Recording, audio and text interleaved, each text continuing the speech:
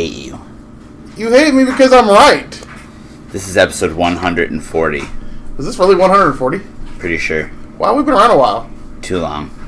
Probably. We've overstayed our welcome. Probably. We overstayed our welcome 100 episodes ago.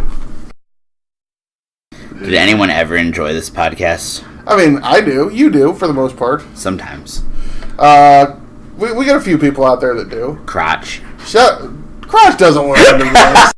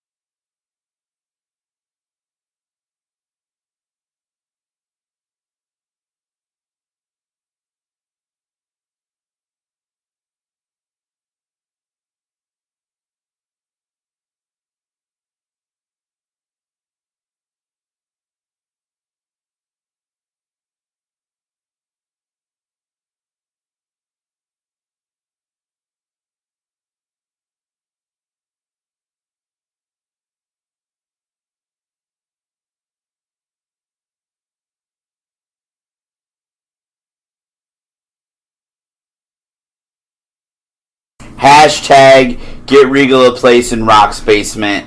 Let's get it trending. Again, we tried on the first episode of this podcast. We tried to get you a date with Scarlett Bordeaux. However, this is a new goal, a reasonable goal. Hashtag get Regal a place in the Rock's basement.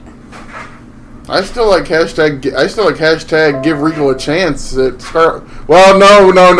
Killer Cross, no! To this podcast. I forgot that might get me my head separated from my shoulders in 2019. Like I said, met Kev, great dude. So Kev, he calls him Kev. Yeah, call him Kev. That's my boy. Okay, call him Kev. We play golf every other Thursday. I don't fucking play golf. I know. No. Wait. Who would be? Well, there's a few we could try to get to. You know, obviously, and I mean, one literally, knows someone that's affiliated with this podcast. Oh my god. Let's just say I'm a fan of cats. Anyways, Eric Bischoff, who was let go by the WWE. He is no longer the executive producer of SmackDown. Right. And it has come out that basically the reason that he is... now, who's reporting this? So, fake news Meltzer? This is being reported that part of the reason that Eric Bischoff did not fit in well in the current WWE process is that he only wanted to work scheduled hours, and then he would go home and have dinner with his wife and turn his phone off for the evening. I mean, Alex. What? Can you imagine the audacity, the gall, the huevos, if you will, of someone not wanting to be at the beck and call of Vince and Stephanie McMahon 24/7? I would do it. I would be at the wake and call of Vince and Stephanie 24/7. I mean, how dare Eric Bischoff actually want to go home and spend time with his wife? I mean, what a nerd. What did you move to Stanford for? He had to have known. I hope he was... I'm assuming he was renting in Stanford. I hope he didn't buy... Nah, I think he had an apartment. Yeah. He's a condo or something. He's probably back in Wyoming by now, if not now, soon. Maybe he's going to Jacksonville. Maybe he's going to hang out with Kenny and the Buccos. See, if I were Kenny, Cody, and the Bucks, yeah, I'd have been calling Bischoff saying, "Hey, what do we got to pay you to come? What do we got to pay you to just come walking out on Wednesday night?" I'd have done that like Tuesday. Do you think that would have worked, or do you think it would have had an adverse effect? For their audience that thinks they're cool and they're the be-all, end-all, do you think Eric Bischoff's a draw? I don't think they need Eric. No, and that's the thing. I think they could use Eric maybe in a television, in a behind-the-scenes role. I don't think Eric as an on-screen character. I think Eric maybe as like a consultant or someone to kind of advise with the TV production and things like that. I think absolutely. Eric would be a great asset. Absolutely. And correct me if I'm wrong, isn't Neil Pruitt their director? I don't know. I want to say Neil Pruitt is their director. So if that's the case, then I mean, obviously, there are quite a few people. There are some people I know that are working in AEW's production that worked in WCW. So yeah, because they all worked for Cody's dad. Yeah. American Dream. No, I think it's. Let's face it. Eric Bischoff and Paul Heyman were hired and Bruce Pritchard were hired basically to distract investors on a conference call that was going to be nothing but bad news. That was a conference call where they reported down live attendance, network subscriptions dropping for the first time, revenue dropping, and that essentially on that conference call they reported that had it not been for blood money, they would have gone into the red for that quarter. Wow. So the day before that conference call, they hired Eric Bischoff and Paul Heyman. Now Heyman, as I think, and I'm going to say this, I think as Heyman's gotten older, he's gotten a little wiser, and kind of knows how to is more willing to play the political game a little better than he used to. Let's do a cuck angle. Exactly. Shit like that. I mean, if you, like I said, if you just said Eric was going to be the first one to get fired out of Eric, Bruce, and Paul Heyman, we were taking bets on who was going to go first, though. And everybody you would have immediately assumed Paul. Some people had Bruce. Well, now Bruce is running SmackDown, and now I'm on Bruce. And now I'm on Bruce gets fired watch, because I think Paul. Number one, I think Paul got smart because he took the Raw job. Yeah. Because he's not going to be under the pressure to deliver on Raw as he is on SmackDown. Wasn't there a rumor that Fox wanted Paul? That was rumored, apparently. Well, and one of the things with Bischoff was they thought since he had worked with TV people before, he would be able to schmooze the Fox people, and apparently that did not happen at all. Really? Yeah. Basically, here's the thing. If have any background at all in TV or anything, I don't think I would want to go to work in the WWE's current environment. I can't imagine what you have to go through at this point. Obviously, we all know what happened to Hell in a Cell. I've listened to a lot of interviews. Like, Wade will have former creative team guys on a lot. Yeah. And a lot of these guys have 6 months, 8 months, 1 year, especially guys that have been around as we've gotten more current. Yeah. People don't last in creative in WWE very long. No. Because you're working 24/7. Yep. Because if Vince McMahon never stops working, you shouldn't either. Yeah. You can't sneeze. Right. That's one of the things that drives the little eccentricities of Vince McMahon. Regal loves sneezing, guys. It's his favorite hobby. People sneeze. Apparently, if you sneeze in front of Vince McMahon, it's like you might as well, pull out a gun and shoot yourself. Because your job just died, more than likely. Hey guys, I just want you to know if you lose your job, you still have value as a person. You should not kill yourself if absolutely. you lose your job. That was a figure of speech. Yeah, it was just bad. Bad. And I'm talking about if you're working for Vince McMahon, which nobody listening to this podcast is. How do you know that? Did you ever hear the story that Vince McMahon does not eat fried chicken? That doesn't surprise me.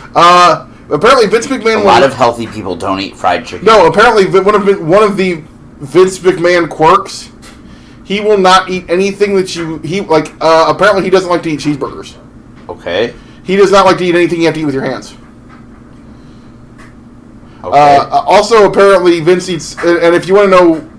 I thought he always ate steak wraps. Well, that and if you want to know that Vince McMahon is insane, he eats a steak well done with ketchup. That's a cardinal sin. That's psychopathic behavior. If you eat your steak well done with ketchup, please stop listening to this podcast. Unfollow me on Twitter. I can't have that in my existence. Wow. Hard take from Regal. Yeah, if you eat your steak well done with ketchup, no. How do you like your steak? Medium rare with steak sauce. Medium to medium rare. Yeah. Preferably with A1. Yeah. You know how I like my steak? How? Well done with ketchup. Are you serious? You're trolling. No, I like it probably medium well. Depends on the mood. As long as you don't eat your steak well done. And when I say well done, I mean there's no red, no pink at all. I like a little pink. I like a hot pink center. Do you really? Hot pink? Hot pink center. Is that a sex joke? Nice, juicy, moist. Oh my god, you're so disgusting. But no, I think Bischoff's going to go back to doing his podcast. He's already announced for StarCast. Yep. He's going to be I don't think Eric feels bad. Eric's podcast will more than likely drop tomorrow, and Conrad said that he'll probably have some type of a statement. So we'll see what Eric says. But I can't imagine that Eric Bischoff feels overly bad about this.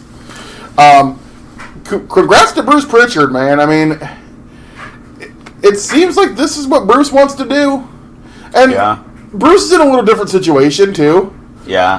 One of the things about Bruce, a lot of people don't realize, Bruce literally just last fall became an empty nester.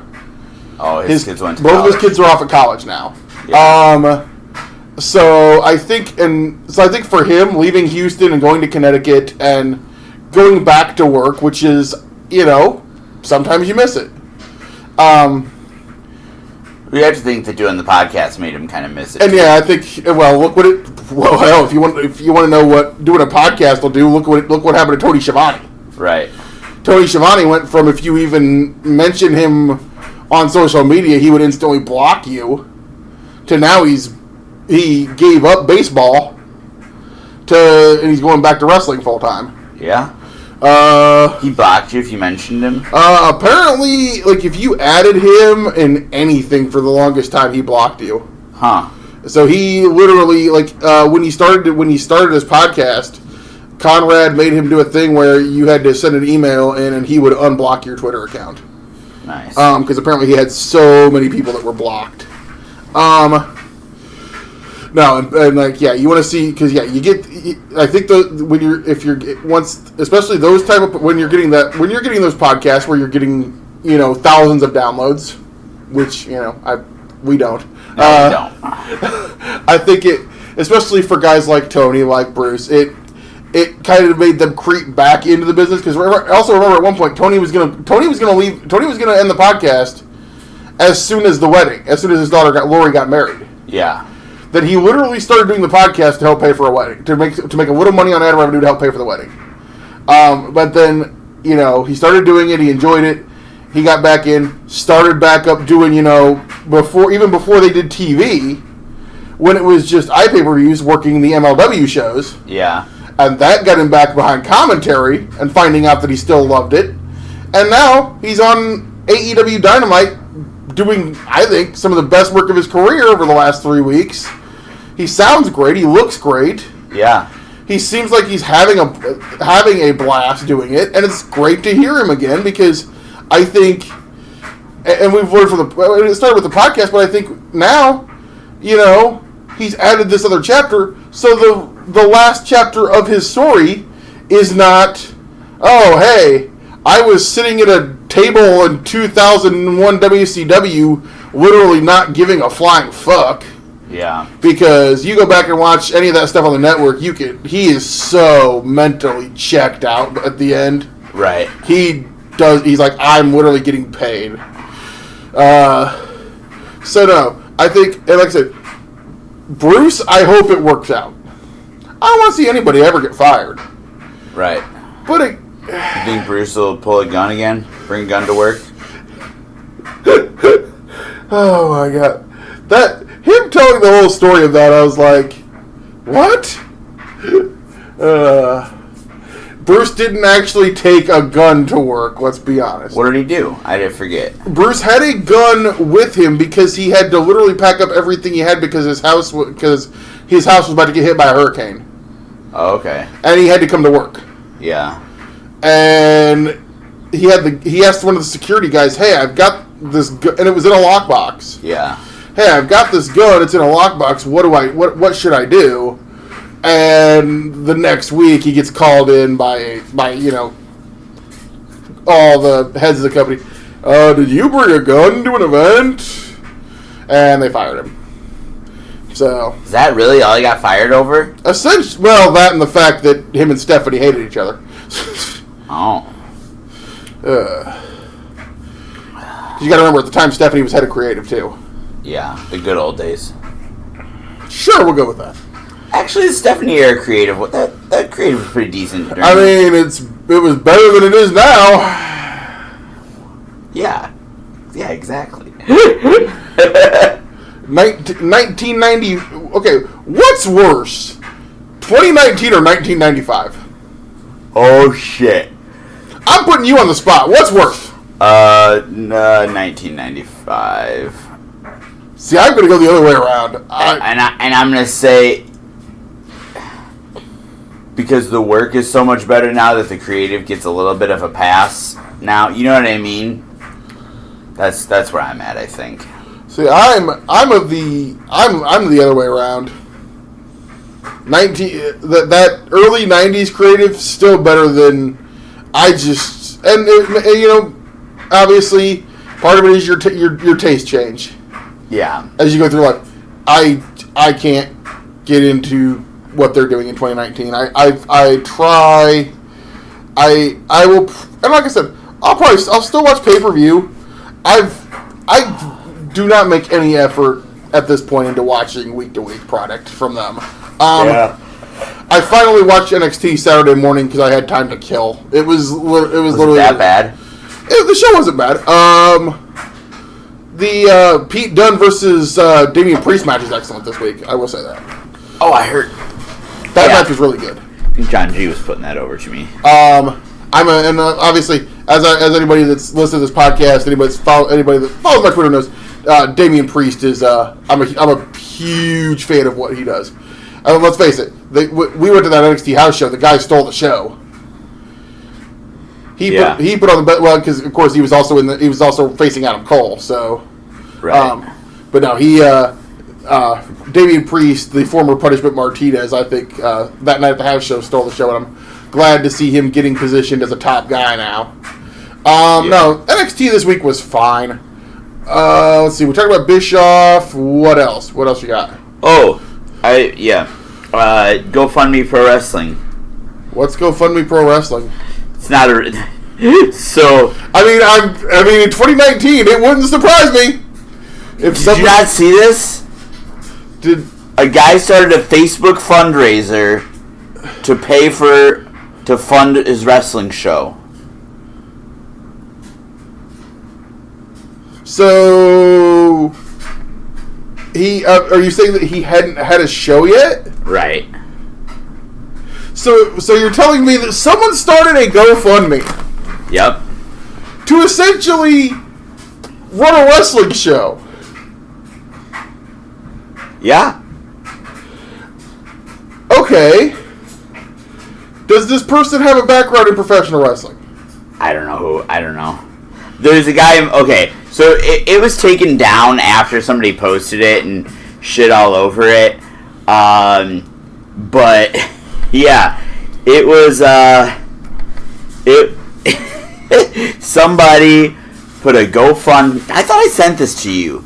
They did a Facebook fundraiser trying to raise $2,000 to pay for their professional wrestling show. And I mean, actually, it's not unheard of. Somebody in the Midwest, actually, a few years ago, did a GoFundMe he was going to attempt to start an actual promotion. But it was somebody that had been in the business. And I'm just going to say it, and this might be... And this person did not raise enough, but he gave the money back. This might be an unpopular opinion. If you don't have the money, if you don't have the money, don't fucking run. That's the thing. If you do not have enough money to start a wrestling promotion, don't try to crowdsource your wrestling promotion. I'm gonna start a promotion called GoFundMe Pro. I mean, GoFundMe Pro would. I mean, if we raise $10,000, we're gonna book The Undertaker for 5 minutes. For 5 minutes, yeah. See, that's what we'll do. For different levels of the fundraiser, we'll book better people. If we only raise... Oh. What do I... let's see. I'm going to start a GoFundMe, and if we raise $5,000, I'll book Alex McCarthy versus Virgil. That doesn't sound like a bad idea. Alex will do it for that much. How much? Well, it'd take $5,000 to run the show. Okay. And then $5,000? Well, yeah, how much are you paying Virgil? Well, I figure we have to buy $1,000 worth of meat sauce. Ah. Meat sauce? Well, I got Regal. I got a special guest for us. Quick. Oh, really? Yes. What you got? Just a minute.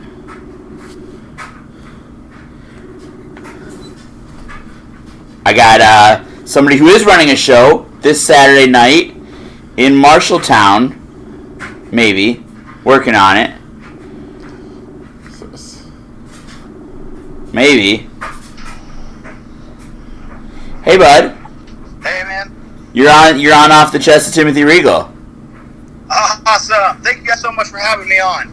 Yeah, no problem. This is Austin Fouts. He's going to be part of the Rugged Pro event this Saturday night, the Best in the Midwest tournament. Austin, what can the fans expect this Saturday night? What can the fans expect? They can expect some of the best wrestling going on today. You know, there's a lot of factors in why the people chosen were chosen, and I am super excited to see them bring what they have to offer to the table. Absolutely. You want to tell the people who's going to be in the tournament? Absolutely. Run down the list real quick. We have the one and only Nikki Sent. Nikki Sent, very familiar with him. Yeah. We have first round. He'll be taking on one half of the Wild Boys, Jimmy Wild, which I think that match is a match that nobody knew they needed, but they're gonna know after this Saturday. That you take two of the hottest young talent in the Midwest scene today, you put them in a ring and they're going to make magic, guaranteed. Yeah, Jimmy Wild kind of went viral at the last Rugged Pro event when he jumped off the foundation of the building, jumped down from the rafters. Yeah, jumped out of a rafter, I believe. Yes. Absolutely. And I don't want to say anything too crazy. We're in a new building this time, and who knows? You never know what you're going to see, so... Jimmy Wild definitely lives up to his name, not afraid to do some wild stunts. And Nikki Sent was very impressive on the first Rugged Pro event as well, or not the first one, but the most recent one. Big fan of Nikki Sent. And then also we've got, I believe, are you going head to head with Tyler Jones in the first round? I am. That match, you know, it's... How do I want to word this? Because, okay, it's no secret that I'm on the committee at Rugged Pro. Right. This is a match that the whole team said, hey man, let's hold off on it. Let's wait. Let's just give it time to breathe. And I said no. I said I want Tyler Jones now, because if not, I know I won't be able to contain myself. So when Tyler Jones and I get in that ring, it's going to be a mess. I mean, power bombed you through a ladder, so... Yeah, you know, I mean... it still doesn't make sense to me, you know. We held tag titles all throughout the Midwest, and we were getting ready to, you know, one more second I would have had those belts down, and he decided to blindside me and put me through a ladder. So for the past couple months, I've been wanting to know why. Yeah, but I'm done. I'm done wanting to know why. You know, we're past why. And the next question is, what's next? Well, I think a lot of people in Marshalltown probably want to see you kick his ass. Absolutely. And the short answer to what's next is Austin Fouts goes on to become Rugged Pro Heavyweight Champion, and Tyler Jones goes back to the Jabroni line where he was when I found him. Wow. And Jeremy Wyatt going to be in the tournament? Who's he going to be facing in the first round? Jeremy Wyatt, first round's going to be heading one-on-one with Ryan Slade, two Midwest legends. Absolutely. We're knocking it out of the park, man. So many Midwest dream matches heading into just in the first round alone. Yeah, dude, Jeremy Wyatt and Ryan Slade, those are two guys I've been watching for, well, basically about a decade. So that's a lot of experience. That's a main event match for just about any place in the country, in my opinion. I agree full-heartedly. And that's kind of one of the big things when we were adjusting the card and where we wanted who versus who in the first round. It was a no-brainer. That's the finals to me, though. Yeah, that's something where I think a lot of promoters would have said we're going to put these two guys at opposite ends of the bracket and hope they make it to the finals. Whereas Rugged Pro said, nope, we're not gonna risk somebody getting a lucky roll up. We're just going to go out there and throw it out in the first round. Absolutely, because you know what I don't want to see is, okay, I will say this till the day I die. Those two are, if I wasn't in the tournament myself, those two would be a tie for my favorite to win. Yeah, without question. You throw those guys in the first round. You have them tear the house down. You can only imagine. Let's just put it lightly. You can only imagine what we have in store for the rest of that show. How about the monster Lars Metzger? He's got by process of elimination, I believe he's got Gable Galileo in the first round, and I am not familiar with Gable Galileo. Can you tell me what to expect when you're seeing this athlete for the first time? Gable Galileo. Okay, so he's earned kind of a nickname of the Monster Slayer. Sort of similar to a Beast Slayer, as you guys may be familiar with. I think we've heard of that guy. I know a Beast Slayer or two. Yeah, this guy steps in over at IPW. He steps in the ring and dethrones the Monster Malice of his Extreme title. Wow. This kid, he's a cocky son of a gun. He's also a tough son of a gun. And I made him sign way more than one waiver going into this match, because don't get me wrong, this new side of Lars Metzger that the Midwest is seeing is something that I don't think we've ever seen before, and I'm not sure we'll ever see again. Well, so tell the people where they can see it this Saturday night. Absolutely. I mean, it's gonna be a little scary, because Lars, I don't know if you guys have ever had to work with Lars, but this guy is not easy to talk to. He broke one of our speakers. He's a big bad dude. Absolutely, monster.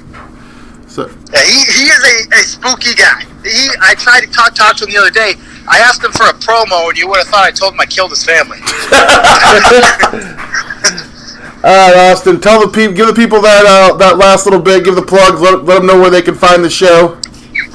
Guys, this show is going to be in Marshalltown, Iowa, this Saturday, October 26th, at the Salvation Army Gym, 107 West State Street, Marshalltown, Iowa. You can still get your advance tickets, only $12. There'll be $15 at the door, $5 for kids 12 and under, $20 ringside. You can message the Rugged Pro page to get those, or go to brownpapertickets.com/Rugged Pro Wrestling. Thank you so much for taking time out of your busy schedule, Austin. Good luck in your match Saturday night, or matches, hopefully. Send great wishes to Senor Tigre for me as well. Have a good one. I'll say hello to him. Thanks, Austin. Never know when we're going to get a special guest on the podcast. Old pal of ours, Austin Fouts, coming in. Of course, like I said, Rugged Pro. If you happen to be listening to this and you're out in that western Iowa area, over near Marshalltown, or if you're in the Des Moines area. That being said, there is a lot of wrestling this Saturday night. We're going to have there's going to be 3XW doing a fundraiser at the Oline High School, headlined by the Yacht Club versus Gil Rogers. Oh my, they look kind of alike. Rory Fox and Gil Rogers. They could possibly be related. They look a little similar. But it's going to be Gil Rogers and Marty Bell taking on the Yacht Club in the main event of that match. Friend of the podcast, Campbell Meyer, is going to be on that match, on that event, taking on Sentai. A lot of great talent going to be there this Saturday night in Oldwine, and then where you and I are going to be. Are the Hadley brothers going to be there? I don't know. They're on excursion. They're on excursion? They're on excursion at the library in Boston. They're learning. They're learning, yes. A learning excursion, not a wrestling excursion. You gave them, I'm assuming you gave them a very long reading list? They have a very long reading list. Yes, I don't even think if I put it all on, a long scroll, because sometimes I write on a scroll, I don't think I can even wrap their reading list around you. Okay. Anyways. We're going to be in Walcott. Walcott, Iowa. The Walcott Coliseum. SCW Pro Wicked Ways, the spookiest night of the year for SCW. Regal, are you going to dress up as something scary? A wrestling commentator? That's pretty terrifying. I bet you can make it pretty spooky. I think you should do the Danhausen face. Should we be Danhausen and Warhorse for commentary? Danhausen and Warhorse. My new favorite tag team of all time, yes. Warhausen. Warhausen. Have they even had a tag team match together? I don't even know if they had a match. Well, because there's Warhausen, there's Meowhausen. There's Meowhausen, which is Alley Cat and Danhausen. There's Meowhorse? Probably. I know coming up Halloween night on Uncharted Territory, the debut of Gaytanic Panic. Sounds great.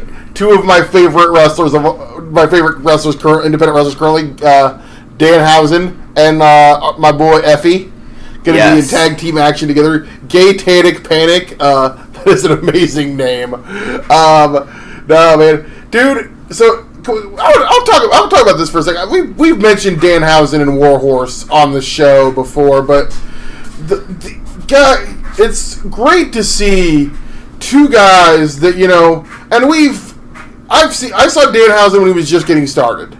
Yeah, and he was you knew Warhausen. And we saw Warhausen. I saw Jake Parnell when he was just getting started. Yeah. When he was the littlest Viking in the Viking War Party. Yeah. And it's proof that don't ever be afraid to try, if you're an indie wrestler, don't ever be afraid to try something new. Right. Because I'll say it, when I saw Donovan Danhausen when he was first starting, he was a decent looking wrestler, really good really athletic. But he was doing the serious wrestler. He was just kind of just being a pro wrestler. Yeah. And it's like, okay, you kind of look like like CM Punk's, shorter little brother, and well, he went down to Florida, and then all of a sudden I start seeing his name out, and then I see that he's got this face paint. Essentially, Danhausen has turned himself into a very fun, very lighthearted version of what is essentially a demon. Yeah. He has an obsession with teeth. Yeah, he carries them in a jar. Black Label Pro had one of my favorite things of all time for their Mick Wrestling show, the Danhausen McScramble with teeth. That's weird. Which apparently you got sent a tooth as an invitation into the scramble. So was Johnny Wisdom banned from the match? Because he doesn't have teeth? He's got missing teeth. Our boy Cold Steve was in it. Yeah, Cold Steve. Another reason I like Danhausen, he is good friends with, as Danhausen calls him, Cold Steve. Yeah. The one called Manders. Mm-hmm. And then you have, then the other guy in this is Warhorse, well now it's just called Warhorse. Yeah. Jake, formerly known as the Littlest Viking, Jake Parnell. Then he was, Glory Pro was when me and you were, and I noticed he was really good. He was pretty over there. So basically, about a year ago, I'd say, yeah, he essentially transitioned himself into the closest thing I will describe this as. He is the 80s heavy metal meets Ultimate Warrior. Yeah, and it's excellent, without question. And these are two guys that also show you how you can get yourself over on social media. Hell yeah. Danhausen especially, the Fanhausen, Essentially adding Hausen to just about you can add Hausen to just about everything. I figured out. He calls his fans Fanhausens. His wife is officially now the Wifehausen. Nice. But no, they're both great guys. They're great wrestlers in the ring, and they've got great personas, Characters that you connect to. Yeah, and like I said, I preached this for months going into it, and now we're here. Now is the time to strike while the iron's hot. Hell yeah. There's a lot of open spots, and these are two guys. I mean, Warhorse winning the Independent Wrestling Championship. That one kind of surprised me. It didn't really surprise me. It's a guy that they can now build with that title, and I think you're seeing it and I mean, he just got called out by Chris Dickinson. Oh yeah. Yeah. And that's a match I'm looking forward to that we'll probably be seeing on Uncharted territory here shortly. Hell yeah. But no, those guys are great. Now, I want to talk about not so great. What's that? Wrestlers that vanity search themselves! Oh. Hey, I don't think he vanity searched himself. Really? You used hashtag MLW Fusion. I did, but I'm guessing he didn't search a hashtag. You don't think he looks at the hashtag about the show he's on? No, I think he vanity searched his name because his name, let's face it, especially together as one word, not many people, there's not going to be many tweets that aren't about him. So, Mr. Alexander Hammerstone. Alexander Hammerstone Of the Dynasty in MLW. Dynasty sings for you. So, for those of you who might be unaware with MLW, a great wrestling show that you can check out on YouTube, by the way. It has nothing to do with Hamilton. No. The Dynasty is a group of essentially rich, entitled heel characters led by Maxwell Jacob Friedman. Yes. Consisting of MJF, Richard Holiday, and Alexander Hammerstone. Alexander Hammerstone. Stop!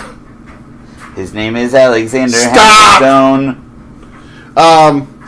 So I tweeted, because they did a show in Tijuana, Mexico with the Crash Lucha, and they essentially, in order to get them over as heels and to get Promociones Dorado over as babyfaces, because there's no way that crowd is going to boo LA Park, they had Promociones Dorado essentially turn babyface on these tapings and go against the Dynasty.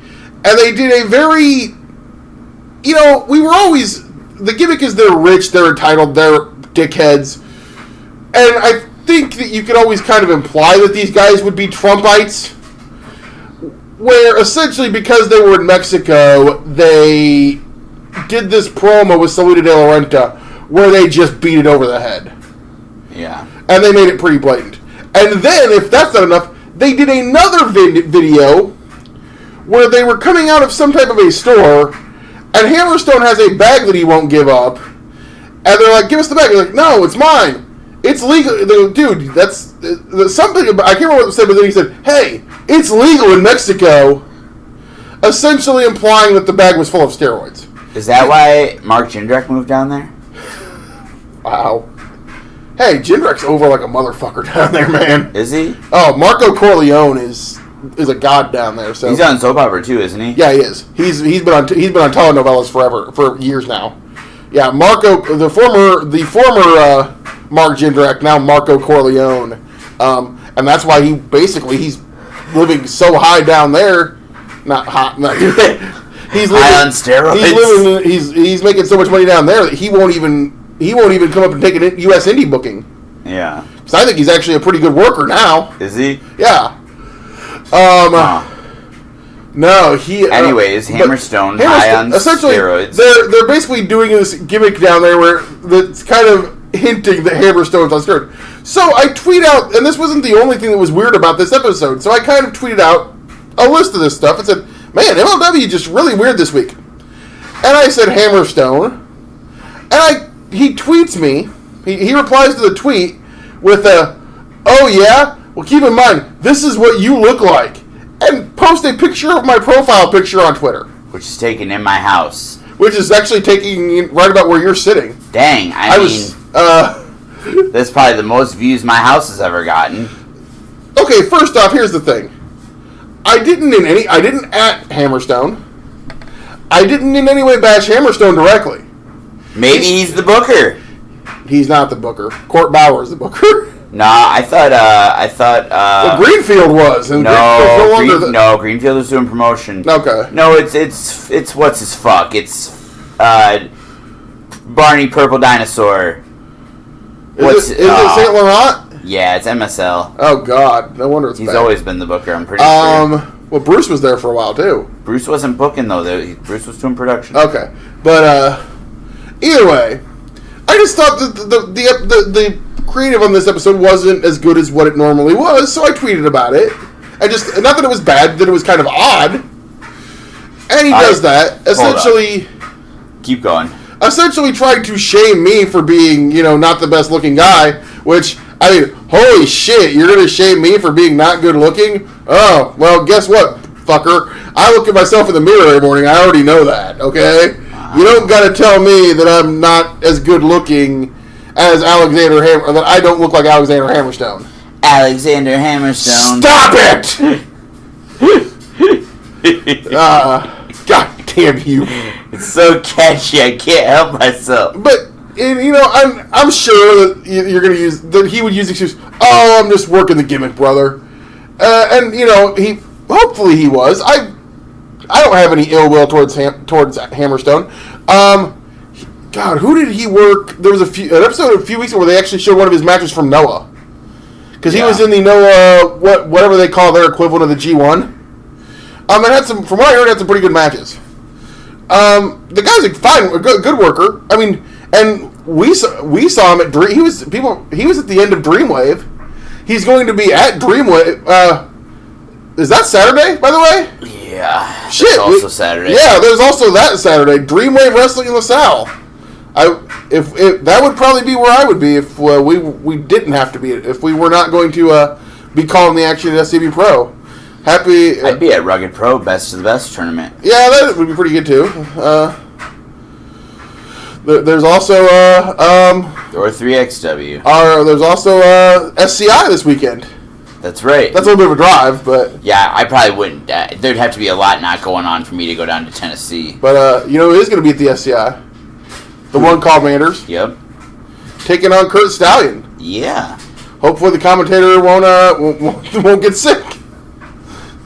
Yeah. So Hammerstone, it's like, dude, I didn't even bash you. I didn't at you, and you're gonna come at me, and I'm like, what if they're instructed to go after any negative social media? You were somewhat. I think you were somewhat surprised when I said I didn't come back at him. Yeah, I was. It's like, number one, I'm not trying, because I'm sure if I come back at him with anything too harsh, I'm just gonna get blocked. Number two, you're going to make fun of the way I look? Wow, dude, big deal. Okay, great. That actually shows you have very little creativity, in my opinion. And trust me, he's not the only wrestler that's ever vanity searched himself and found a tweet. Do you remember the time we were at Glory Pro and I tweeted a positive tweet and just typed out the name Ethan Page instead of, and then put in parentheses?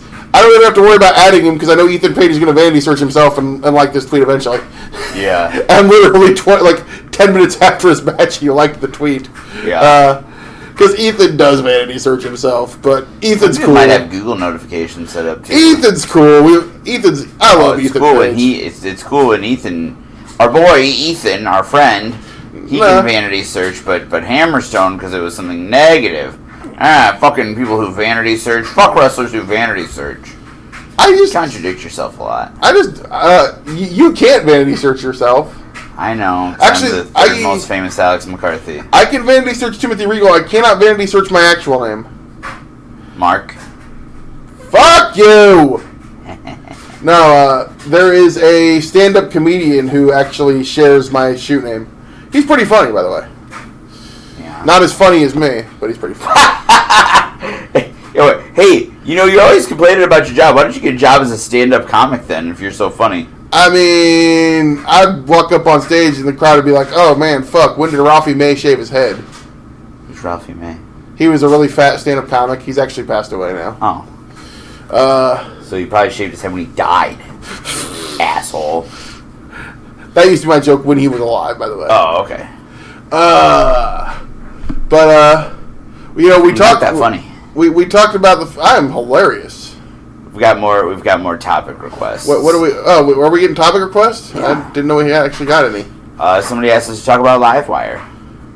Oh, because I had tweeted about that because somebody posted this amazing clip. For those of you who again may not know, WWE back in what, 96, Something like that, yeah. had a studio show on Saturday mornings that replaced one of my favorite shows of all time, WWF Mania. I liked that one too. In order to cash in on the whole internet, information age that was really starting to boom in 96 and 97, they created a show called WWF Livewire. And Did you post this in Ringside Chat? Huh? Did you post it in Ringside Chat? I think I just did it on Twitter. Oh, somebody posted it in Ringside Chat. Oh, really? Okay. And then somebody commented on it and say, "Hey, Alex, talk about this on the show." Okay. Well, because somebody posted a clip of it, and I tweeted out the clip, so I thought it was from that. No. But they would have it was a rotating thing of hosts. You're talking about the one with Jim Ross and Vince Russo? There was Jim Ross and Vince Russo was the one that I always remember. There was Vince and Mr. Perfect. Wasn't Todd Pettengill always on it? Todd was on it a lot because obviously that was Todd's former time slot of Mania. So they would have various personalities. Sonny was on a lot, which I mean, you want to get 13-year-old boys to wake up at 9 a.m. on a Saturday and watch a wrestling show. Pretty good chance in 1996 you put Sonny on it. That's going to happen because she was she was all the way live back then. Were you attracted to girls when you were 13? Yeah. Okay. I wasn't 13 in 96. I was 16? 17? 96, you would have been 17. Yeah. But I was definitely attracted to Sonny. Okay. So, this show, they would have, on the show Livewire, they would take emails. Yeah. They would take faxes. Remember faxes? Yeah, I still know how to send a fax. Yeah. They would take live phone calls. Yeah. So I tweeted. It's kind of weird that they did a live show on Saturday morning in '96 when Raw wasn't even regularly live at that time. So I tweeted out this clip and I said, "Dear God, could you imagine WWE trying to do a live call-in show in 2019? No. With the culture that we have in wrestling now." Yeah. That show would last a week before Vince McMahon yanked it off the air. Yeah. Because all you would have is a bunch of guys trying to get themselves over, basically calling up and then telling them WWE sucked, AEW, blah, blah, blah. Well, half of the questions that JR took were about WCW. Yeah, the thing was, people would call up and then ask him stuff that there was no way they could answer. And this was back then. I can only imagine the internet age what it would be like now. But the one highlight from that show that's always great. There's a couple. There were a couple golden moments if you go look it up on YouTube. I remember watching live one morning as they took a call from Bruce from Connecticut. Yeah. And Vince McMahon was the host, and Bruce from Connecticut instantly starts calling the WWE out for stealing storylines and stealing talent from Extreme Championship Wrestling. And then, of course, Vince McMahon says, "Now, if you would have identified yourself as who you really are, Mr. Paul E. from Philadelphia," so it was Paul Heyman, and that was actually the start of the ECW angle. Oh, really? Was when Paul E. called in as Bruce from Connecticut, which, of course, Bruce from Connecticut, where do you get that one? I don't know. Maybe, isn't Harvey Whipple... no, that was Bruno, Downtown Bruno. It was a rib on our favorite, my favorite Bruce. Bruce Mitchell? Bruce Pritchard. Oh.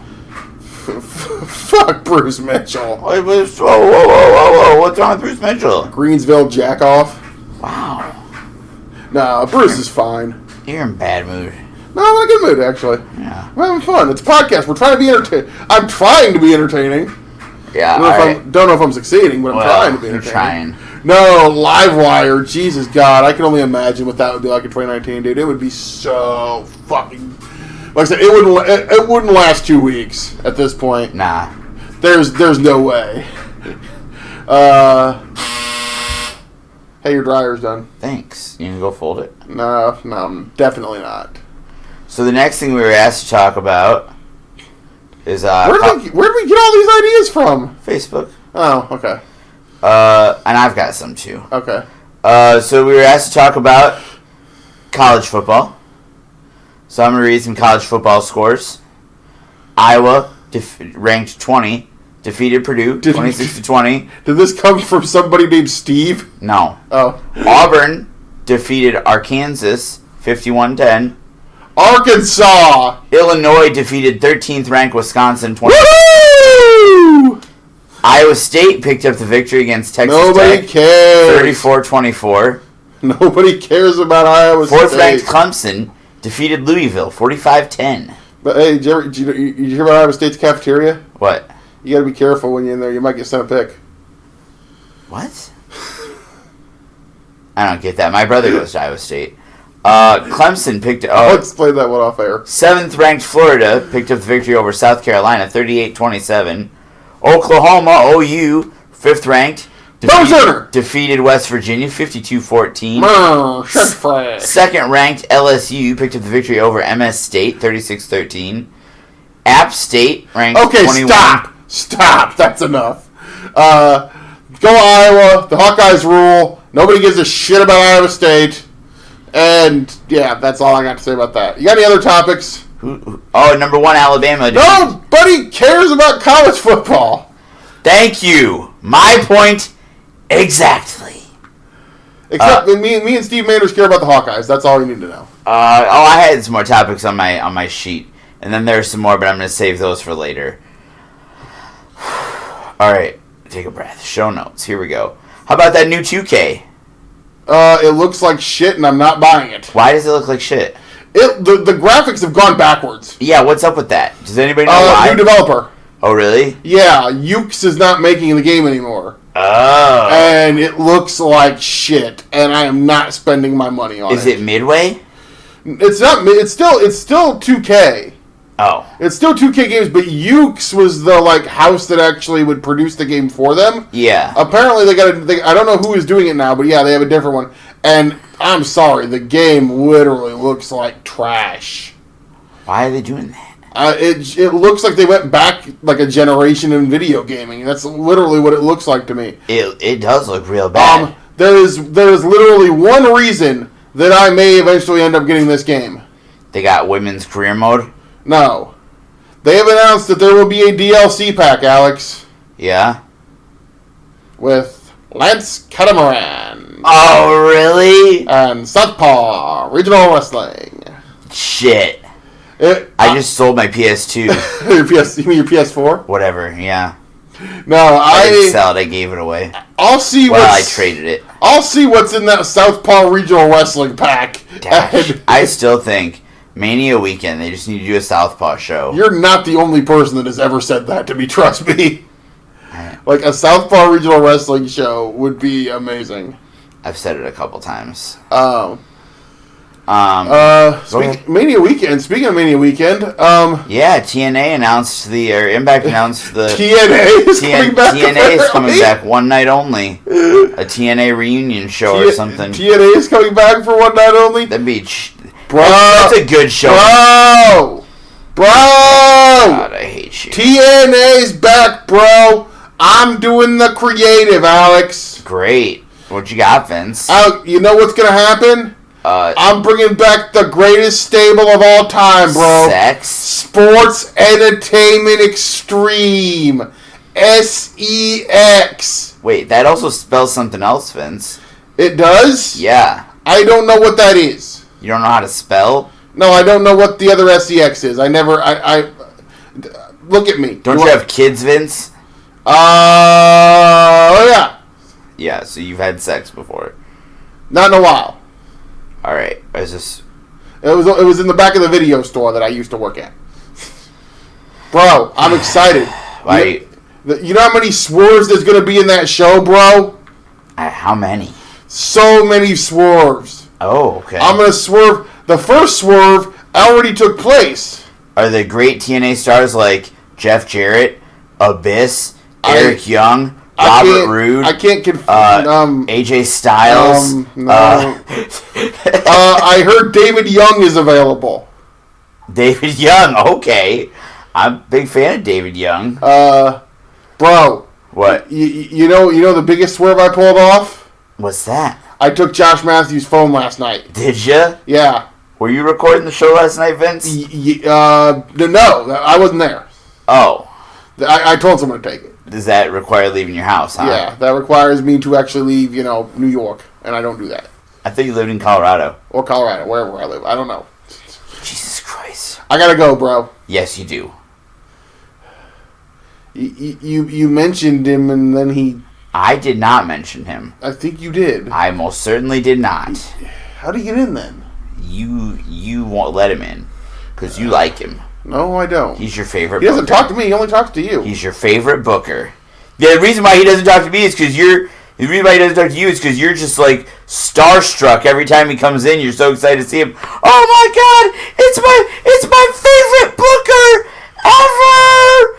Yeah, Russo! Dude, I keep, that's what Regal says off the air. I keep waiting for my WCW rewatch to get to the Vince Russo era. Not because I enjoy it, but just because it's as time has gone on, it's literally become comedy for me to watch 1999, 2000 WCW. It's kind of sad. Now, if you want to see, something that looks like the great era of WCW, that's on Wednesday nights. NXT, a.k.a. Triple H's World Championship Wrestling cosplay. I mean, the Undisputed Era pretty much are the Four Horsemen, but... Yes, I'm the one that said that. Nah, man, but once again, another week, and should we should, at the very least, we should talk about Marco, man. Polo. Not that Marco. Oh. The other Marco. Dude, okay, and keep in mind, I finally got the pleasure of Starcast Wheaton of actually meeting Marco. Yeah. I love that damn kid. You know what? I'm sorry. I spent years watching a guy wrestle, working with a guy named Jimmy Jacobs. And Jimmy Jacobs is maybe 2 inches taller than Marco Stunt. And nobody ever complained. I'm sure somebody did. Why does everybody want to fucking complain about Marco? Is it because he looks a little goofy? His look is different.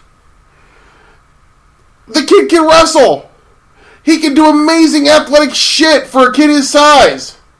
Yeah? You know what? It's fucking pro wrestling, guys. I mean, let's have... I mean... I say this, and then you say, well, what do you think about WWE? It's like, but, that kid is out there living his fucking dream, man. Yeah. And everybody wants to shit on him for it. Well, that's kind of like when people shit on Billy Starks a little bit. I'm like, dude, if you were her age and you were in her shoes, you wouldn't say, nah, I should wait. Wait. If someone's willing to let you... We have to explain the context of that, because I think it's the first time we've ever mentioned Billy Starks on the show. Billy Starks is 15 years old. 15-year-old female professional wrestler. Yes. Still very green in the business, but shows a lot of potential. Yeah, facing Kylie Ray at Slamilton. Yes. So big opportunity for her. But Have you seen Billy wrestle? I've seen some video on her. Yeah. They just put up the dark match where it's her and Laney Luck. Okay. From McWrestling. Okay. So I just watched that. I know she's worked Reign Victoria. Yep. Has she worked with my close personal friend Blair Onyx yet? I don't think so. Okay. I also never mind.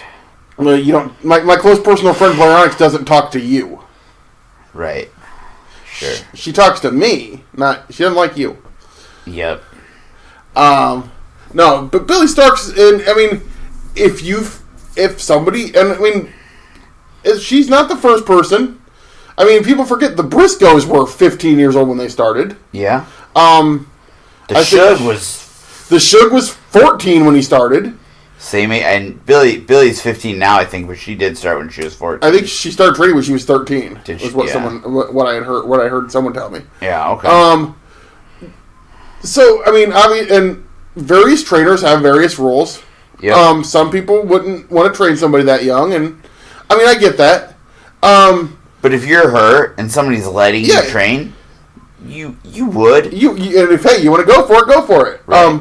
I think the most famous example of that right now is Izzy. Oh yeah. Izzy is already training to be a professional wrestler. And she's what? 13, I believe. Yeah.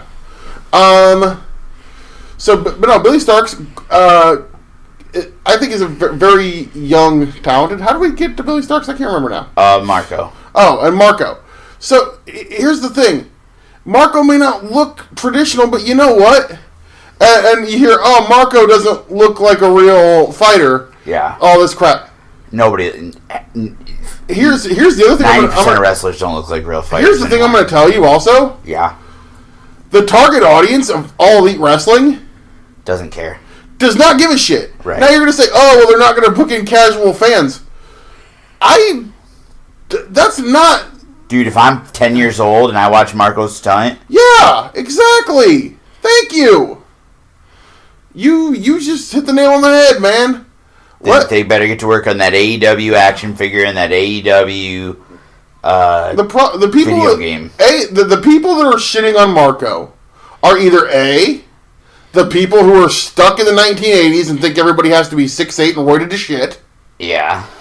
Or B, and we've seen this directly, guys who are pissed off that Marco stunt got a spot that they didn't get. And they think that it's Marco's fault that he got a spot that they didn't get, as opposed to the real problem, which is you're probably not that fucking good. Or you're not working hard enough. You're not working hard enough, or you're not that good, or you're not charismatic enough. Which that's the thing. Marco's got charisma out the ass, and he's gonna get over, especially like you said, with kids. Yeah. So, you know what? Deal with it, fuckers. Marco. All right. Mick Mulvaney, the pro wrestling's chief of staff here. Deal with it. You know who Mick Mulvaney is? No. He's Trump's chief of staff that said, there's there's going to be politics in foreign policy. Deal with it. Don't ever compare me to anybody that's friends with Donald Trump, first of all. I don't know. They're friends. They just work together. Okay. All right. I will say, I will while we're on the subject of AEW, I enjoyed this week. Have you watched any of it yet? How would I watch it? You can find it if you want to look for it. I looked. I couldn't find it. Trust me. There's always AEW Dark, too. Have you watched any of that? I've put some of that on. Did you at least watch the Kenny Omega Janela match this week? I did. That was excellent. Yeah. Probably the best match. I'm really looking forward to it. Apparently there's an 8-man on Dark this week that was absolutely outstanding. It was Cody and Goldust and the Bucks versus Private Party, Shima, and oh god, I can't remember who the fourth member of the other team was, but basically just tore the house down. I thought it was SCU and Shima. No, SCU was on the main show this week. Oh. SCU. What is that? That one is that the Bucks one they just announced? What? They announced them. They announced Bucks versus Best Friends for this week's episode. Yeah. If I said how much I love the fact that they're actually announcing what's on the show. Yeah. It's such a refreshing thing to at least know when I turn the show on Wednesday night what I'm going to see. As opposed to, well, you're going to turn on Monday Night Raw and somebody's going to talk for half an hour, then somebody's going to interrupt them, then they're probably going to have a match. Then after that opening, which took a half hour, there's probably going to be a match that nobody's going to give a fuck about between two guys nobody gives a fuck about that's going to get cut from the Hulu version. Then you're going to have a couple backstage promos and... Ah, shit, I shouldn't do that, should I? What? I turned into that guy for a second. Yeah. That's why I don't like their show. That's why I'm not watching their show. There's plenty of wrestling that I can watch, and believe me, I had to catch up this week because I felt like I went to a movie on Thursday night, and that put me 2 days behind because I didn't get to watch Uncharted Territory live, and I'm going to use that to segue because holy shit! Did you watch Uncharted Territory this week? Not yet. Once again, our boys over at Beyond Wrestling, IndependentWrestling.tv, knocking it out of the park. It's almost a 2.5-hour episode this week. Really? Because the main event went almost 40 minutes. I think this is on my Match of the Year list. And I don't mean Match of the Year on the Indies. I don't mean Match of the Year in America. This is on my Match of the Year list. Between David Starr and Mercedes Martinez. Yeah. Mercedes Martinez is an independent wrestling legend. How this woman has not made millions of dollars, been signed to a company and made millions of dollars in this business is beyond me. What is the reason? I don't know. They had her in the Mae Young Classic. They didn't sign her to a permanent contract. Yeah. So she showed up in the AEW. She was the number 21 in the Casino Battle Royal, And they didn't sign her. and still as of yet. Here's my question. What? Does she not? Is there some reason why she doesn't want to be signed? Maybe, I don't know. But the thing is, Mercedes, a wonderful human being. Yeah. Two, You met her? yeah. Not only have I met her, I have had breakfast with her at 3 in the morning in an IHOP. As she sat directly across from me while I drunkenly rambled for almost 2 hours. Old IWA Mid-South story. Okay. No, she was part of a huge group of people that I took to an IHOP one time. You paid for everybody? And I didn't pay for everybody, but I had to. I literally was. No, I didn't drive. I had a friend with me that drove. But I had to give direct. I was the only. It was the one show they did in Rock Island as IWA Mid South. Oh. And I had to. We had an after party at a place called the Body Shop, which Yeah. is now no longer their former adult establishment. And then when that place closed down at 2:00 in the morning, 3:00 in the morning, we proceeded to the IHOP for breakfast. And I will say Ian Rotten, Mickey Knuckles, myself, Mercedes Martinez, Chris Hero, Cassius Soto, Chris Hero and Cassius Ohno were both there? yeah, Cesaro. Wow. Back then, Claudio, as I like to call him, Why do you call him Claudio? because that's his name. Oh. That makes sense. Our boy Eric Cannon was in attendance. I'm trying to remember who all I was don't there. think Eric Cannon likes me. Really? No, Eric I Cannon don't. likes everybody. I don't know. No. Eric, you'd have to do something really bad for Eric Cannon not to like you, honestly. No. Maybe he does. No, there was this huge group of people that we went to IHOP with that night, and I was just drunk off my ass and randomly rambling. I remember Mickey looked at my friend who was with me, who was a female, and said, "God, how do you get him to shut up?" She said, "Generally, you have to. Once the food gets here, you'll be fine." She always said, "You got to just put food in front of him. Once the food gets here, you're fine." But until then, he's not going to shut the fuck up. Funny. Because I was pretty hammered. So no, Mercedes is. I mean, you go back and you can, if you want to see Shimmer DVDs, you can look it up on YouTube. There's probably tons of matches. Mercedes is amazing, and like I said, man, I've said this before. I may not like everything David Starr says and does. David can be a little bit to take in certain instances on social media. He can be he's very opinionated. Jeez, goddamn it. He wants people to get paid and get health care. What a fucking prick. Oh, We've discussed this at length on the show, and I don't want to go into it today. what an asshole. And I will say this. I may not like everything that David Starr says and does, but I will also tell you that in the same breath that David Starr is one of the best wrestlers on the planet. And him and Mercedes went out and they had a match that they had amazing grappling and chain wrestling, and they brawled and they did high spots, and they made it all flow seamlessly and perfectly in this, beautiful story. You were talking about storytelling. They told the story of this match. This is one of the best matches I saw in 2019. It is going to be probably in my top 5 list. Wow. It's that freaking good. I say Do you keep a running list? I don't. I really didn't. I kept for the first time ever. I kept a running list during the G1. I have all the G1 matches ranked. I really I don't think I'd ever make a full list of everything I watch.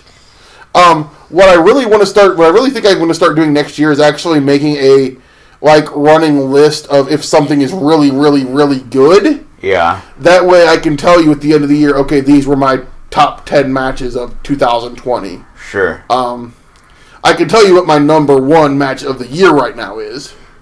What's that? It's still in Heather Reckless versus Sabotage. That was pretty amazing, but no. It's still going to be Okada versus Ospreay from the G1. Yeah. My number 2 match of the year is still Okada still Ospreay versus Shingo from the Best of the Super Junior final. But no, this match on Beyond Wrestling, absolutely amazing. AJ Gray took on Tony Deppen in the Discovery Gauntlet. I love the fact that it seems to be a Midwest guy theme this year for this term for the Discovery Gauntlet. Yeah. Because next week, Joshua Bishop. Yeah. Well, Ohio's not really the Midwest, but as we can say it on the show, Joshua Bishop, a good friend of the High Voltage Cat. Yeah.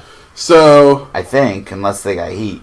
No, no. She's talked about Joshua Bishop to me before. So, she is a good friend of Mr. Bishop. So, I think he may reside with them, or did at one point. See, now in the old days, that would have used to meant that she slept with him. But Wow! I just called a spade a spade. No. Anybody from that AIW crew, Cat puts over. Yeah. No, like I said, they've as we can talk about this. Cat and her significant other have a house that Ohio-based wrestlers have stayed at various points. So she's got quite a few friends in that area, and I'm pretty sure that Bishop, at least at one point, was a member of that residence. So, a member of that residence. What a weird way to say it. that is member of the residence. But no. So should we at least go over what happened last night? I was wondering when we were gonna. You told me not to lead with it. I was going to lead with it.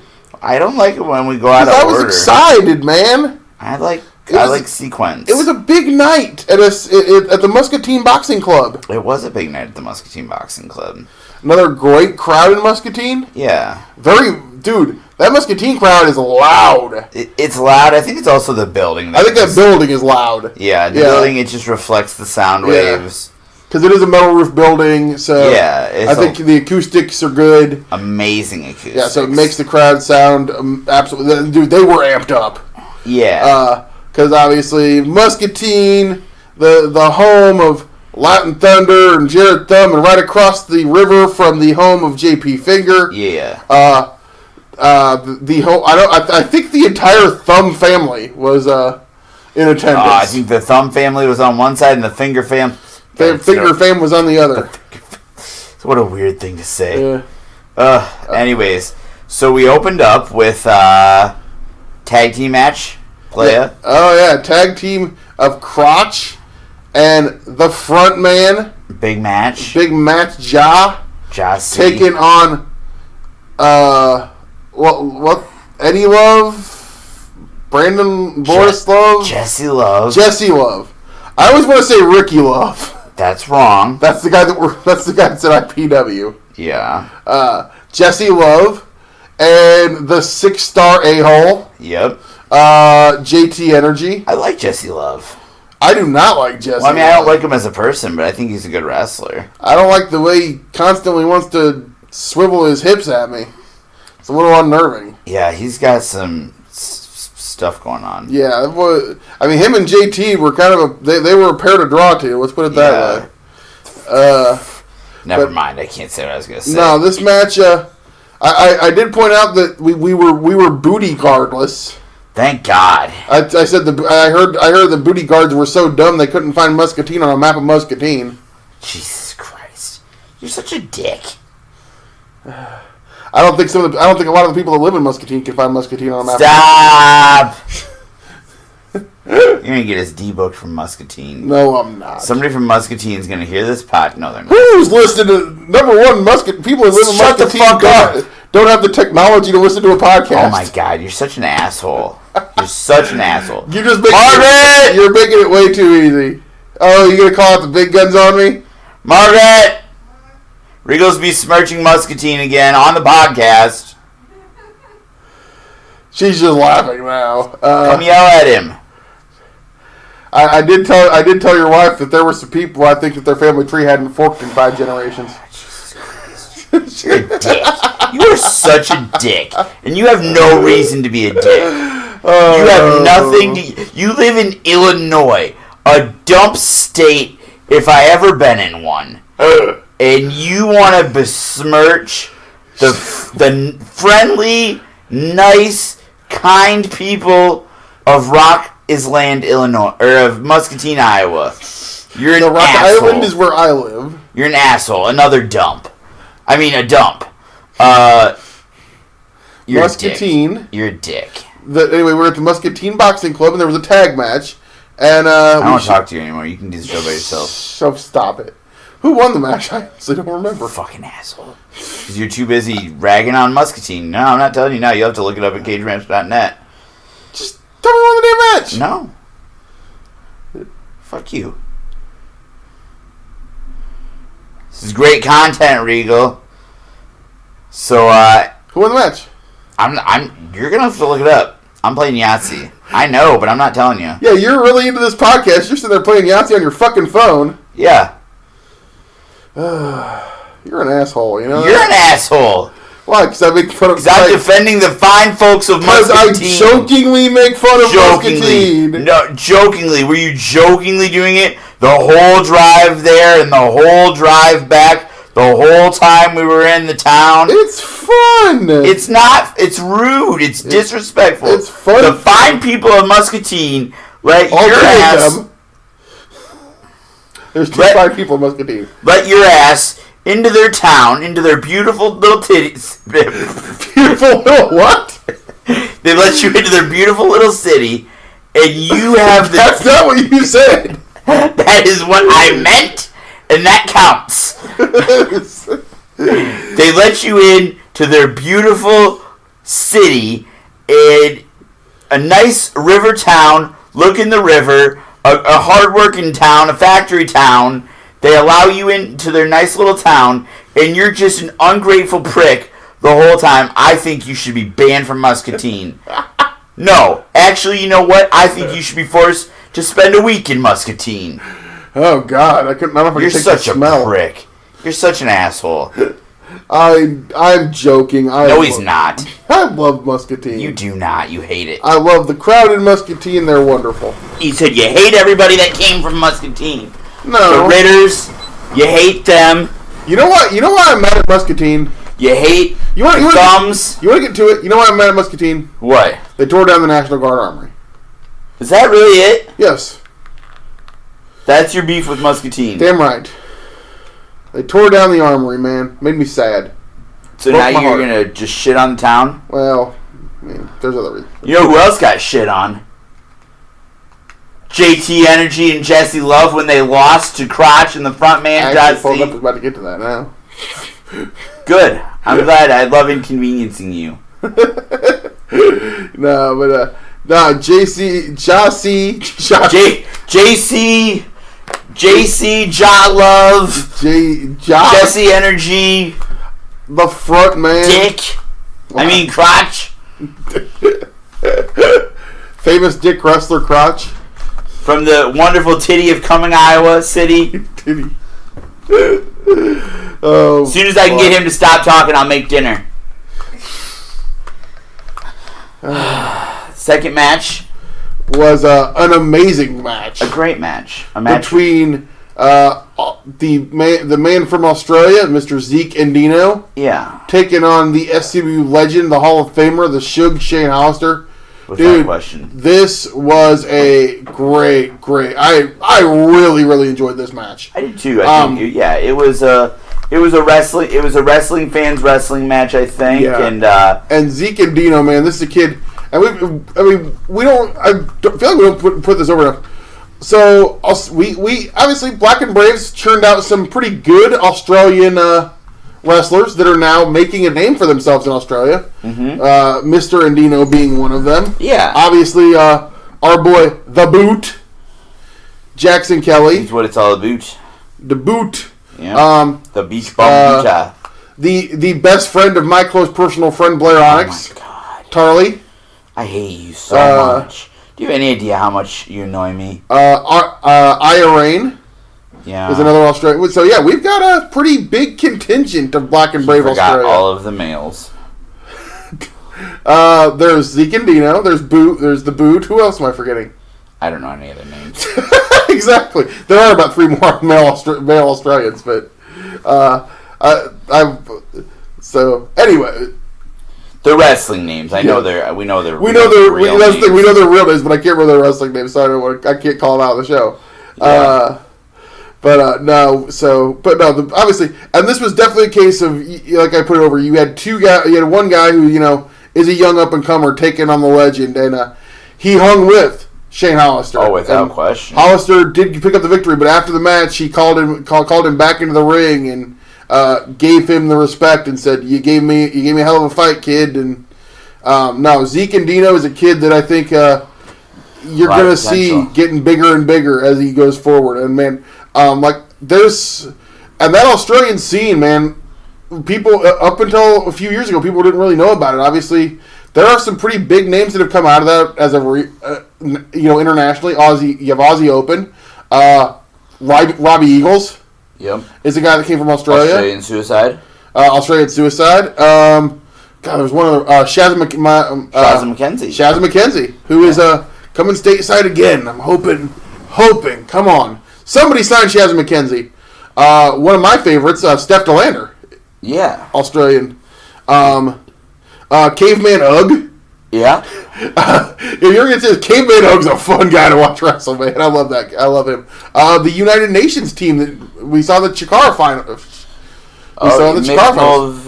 Mick Moretti, the Rapscallion. Yeah, Mick Mulvaney. I said the Trump guy again. Yeah. Mick Moretti. Yeah, Mick Moretti. No, man, Australia, and like I said, we got a contingent in Australia that's making waves. Yeah. So, and a great scene down there. If you ever want to check out some really good independent wrestling, if you ever want to go down to Australia, or just check. How long does it take to get there? Or just check it out on the internet. Oh, the internet. Everything's about the internet. You can watch anything on the internet. You really can. It's kind of scary. Trust me. And Regal knows. You can watch anything on the internet. Up next, we had a triple threat match. Speaking of, I know what you were watching on the internet last night on Sean's phone. Let's not talk about that. Oh, only you, Regal. Only you. We had a triple threat match. Solomon Tupu, James Thomas, and man, you want to talk about? I mean, we were right by a corn processing plant, so that's where he was born. Was that where he was born? No. God, I wish I would have thought of that. I wish I would have said that at the breakdown last night. Because obviously, from just down the street at the corn processing factory, the Corn Boy, who thankfully did not have to use the facilities. He tried. I stopped him. I tackled him. I think we had one of the security guys on watch to make sure. I tackled him. He was going in. He's like, "I'm just going pee, man." I was like, "I don't think so, pal." Go outside. I did. I told him to go outside.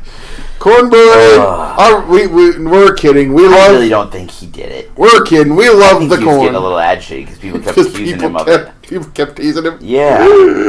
We love the corn. Yeah.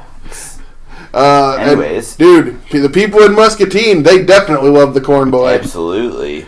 Corn Boy used his unorthodox style, as I like to say, and picked up a victory here over James Thomas and Solomon Tupu. Yep.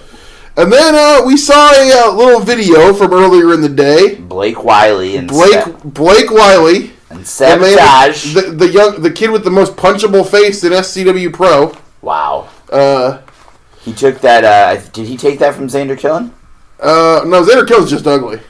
Oh. Blake Lively's just got a face you want to punch. Wiley. Now I call him Blake Lively as a joke. Blake Wiley. Wiley's just got a face you want to punch. And Wiley was talking to Sabotage, and Sabotage and him were talking about how they feel disrespected because they haven't had any wins, and people keep making fun of them. Whose fault is that? I will say Sabotage's hair was looking rather luxurious. Sabotage is beautiful hair. He's got great hair. I will give him that. I hate Sabotage, but he has beautiful hair. So Sabotage told his partner, Mr. Wiley, that he was going to challenge in a match the very next person to walk through the front door. That always works.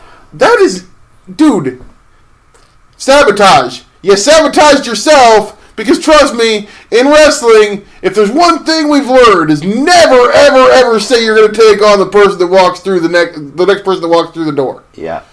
You know, well, it could have been worse for him. Nah. I mean, it could have been Mason Beck. Could have been Mason Beck. It wasn't Mason Beck. It was not. It was somebody that's a little shorter than Mason Beck. Just a little. You're such a prick. Just a little. Why do you got to bring up her height? Well, I mean, but no, the next person through the door was Miss Heather Reckless. Yeah. And of course, Sabotage tried to say no, I'm not going to do that. And Wiley, again, being the little instigating little piece of crap that he was, got Miss Reckless involved in it, and said, and Sabotage made the mistake of saying, I'm not going to beat up a small little girl. To which Miss Reckless, who doesn't back down from anyone, said, trust me, I'll take you on, and something tells me it's not the only thing that the only time you ever had a problem with something being small. Referring to his penis. Thank you, Regal. I was wondering what she meant by that. But no, she's talking about his penis. You think? I'm assuming that's what she was referring to. But how? Never mind. No, yeah, let's not go there. Don't want to know. Locker girls talk. I don't know. Yeah. Never mind. Nope. PG show. This is not a PG show. A serious PG show. Oh, okay. Yeah. Jesus. No, but Can you imagine if this was a PG show? It'd be about 5 minutes. Yeah. No, this man, Heather Reckless, she does not back down from a fight, and you know she's at a perfect height to just keep kicking you in the knee. I found that out from personal experience. Well, no, before what she did to Sabotage. Thankfully, she's never kicked me. Because she kicks it looks like she kicks pretty hard. She basically sawed Sabotage down to her size. And then Mr. Blake Wiley, who was out at ringside for some reason, supporting his tag team partner, I believe. Yeah, they're tag team. Sabotage and Wiley. And Sabotage. Wiley, then you can tell Sabotage did not make a good decision because the first decision he made was to follow the advice of Blake Wiley. Yeah. Blake Wiley jumped up on the ring apron. Yep. Heather Reckless slapped the crap out of him, to which I felt it was my need to point out to the crowd to, trust me, she's not the only person that's ever really, really wanted to do that to Blake Wiley. Mm-hmm. And then she rolled up Sabotage and got a 1-2-3. Sabotage, after the match, was, needless to say, beside himself. Yeah. He was very unhappy. I mean, not only are you already feel like you're being disrespected because you haven't won, and well, I hate to be that guy, but bro, you got beat by a girl. There's nothing wrong with that. I mean, it's 2019. She's a strong woman. She's a capable, trained professional wrestler. She knows what she has to do for her size to win. She did it. She beat him. Has nothing to do with gender. Stop being an asshole. Absolutely, everything that you've said. You're such a prick. I'm not. You are. No, I'm not. You got beat by a girl. It's called Did David Starr get beat by a girl? No, David Starr won. God, thanks to the fucking spoiler, dick. Oh, shit. He got the crap kicked out of him in the process by a girl. By a girl. Not by a girl. By a woman. Yeah, Heather Reckless, also a woman, not a little girl. When you say it to sabotage, make sure you say he got beat by a girl. You're a prick. Anyways. Only to sabotage. Shh, fuck You off. can't blame me for that. Shh. It's sabotage. Shut up. This podcast has been a fucking hour and a half already, and we're nowhere near done. This podcast... We still have requests. This podcast has my name in it. I can talk. I want to eat supper. I told you last night that the show wasn't about me. What show? The show you think last every night- show you're on is about you? Well, this show is because it's got my name in the title. Oh, God. No, it's not. Your name's Tim Dillon. Kayfabe, bro! Hey, as long as you don't say that my name is Rupert. Thank you. Okay. Up next, we had the SCW title match. Latin Thunder, the Lucha Legend, the Muscatine, Iowa native, a wonderful human being from the wonderful town of Muscatine. Oh, my God. It's like I said, Muscatine's not all bad. It does have Latin Thunder. Yeah. Taking on Xander Killen. Yeah, he's still champion, unfortunately. Wow, fucking spoiler. No, I meant going into the match. Oh, yeah. Now you just spoiled it because you said that. See, I got you on that one. See, that's what I do. A little mind trip I just played on you. Shut the fuck up. Thinking up here. Shut the fuck up. We're weird today. I didn't get a lot of sleep. I can tell. So, unfortunately, as Alex has already spoiled it for you, We thought Latin Thunder won. We thought Latin Thunder won because the ref That would have counted, been a great night for the great titty of Muscatine. the ref counted 3. Unfortunately, the ref did not see, and we couldn't see from our vantage point, Nope. that Xander Killen did get his foot on the rope, so the referee... Under the rope. Which is technically The same. legal. Yep. So the referee restarted the match, Made a mistake. and unfortunately, during the confusion, Killen used it to his advantage, hit Latin Thunder from behind, hit the drop down, and got a 1-2-3. Yep. And then was going to further attack Latin Thunder. Yep. Thankfully, Travis Titan came out and chased Xander Killen off. Thank God for Travis Titan. Then after intermission, it was Travis Titan taking on the Huntsman Jay Marsden. Yep. Travis Titan was in a bad mood. Understandably so. He made quick work of Jay Marsden. Beat the tar out of him. Beat the hell out of him. Submitted him with the Titan's cross. And then, did you see? So Xander Killen attacks Travis Titan. Did you see where he came from? The front door, didn't he? Did he come in the front door? I Yeah, did not he see came in him. the front door. All of a sudden, he was just there. Yep. And he unfortunately attacks Travis Titan and hit Titan with a concerto. Yep. Um, And I believe, I haven't heard this officially, but the word around the office cooler at SCW headquarters today was that Travis Titan may be concussed. Yeah, so keep an eye on SCW Pro's Twitter account. Yeah, don't talk with your hand in front of your mouth. Sorry. Keep your eye on SCW Pro's Twitter account for any updates on Travis Titan. I did check on him after the show. He does seem like he's going to be okay, but you never know. He's in as they say, concussion protocol, I believe. So Yep. Concussion protocol. unfortunately, like I said, Xander Killen just a vile human being. Yeah. And man, What a prick. no reason to do the stuff that Xander Killen does. But after that, we had an Iowa Wrestling Championship match. The Corn Belt great Cowboys, match. direct from the University of Iowa homecoming victory. Yeah, they won. I said that earlier on our college sports scores. Oh God, that was so long ago. I know! We've been recording forever! I thought we were going to have a short episode this week. I know, so did I. But And we're not even done. We still have requests. the one called Manders defeated Connor Braxton. The man called, one called.